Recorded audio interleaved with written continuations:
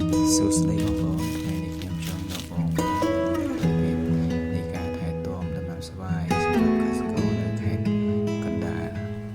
ដែលជាស្រុកកំណើតរបស់ខ្ញុំបាទហើយនេះគឺជាឬទារមកសម្រាប់ដឹក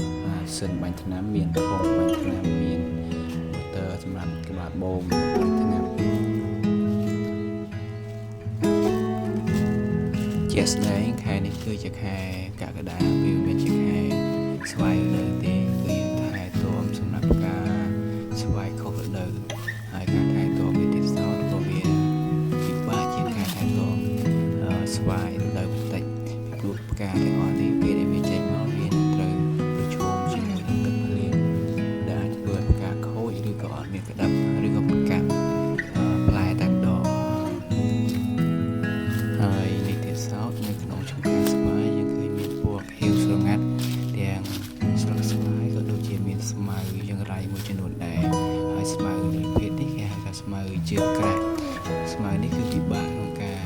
កម្ចាត់វាដោយសារតែវាធន់នឹងថ្នាំកសិកម្មហើយយើងមកមើលដើមស្វាយយើងវិញគឺឃើញថាមានផ្កាដោយវាចាប់មានផ្កាដោយដើម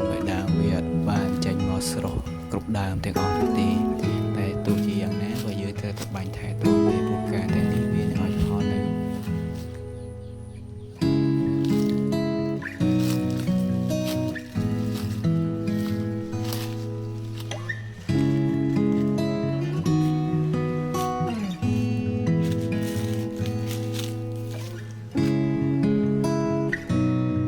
ហើយនេះជាប្រភេទផ្កាដែលទើបតែនឹងចេញថ្មី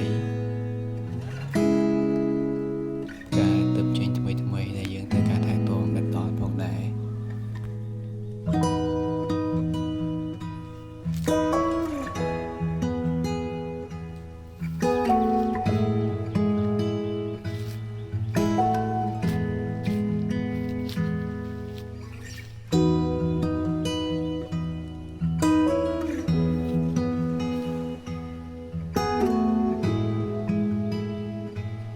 ហើយសម្រាប់មែក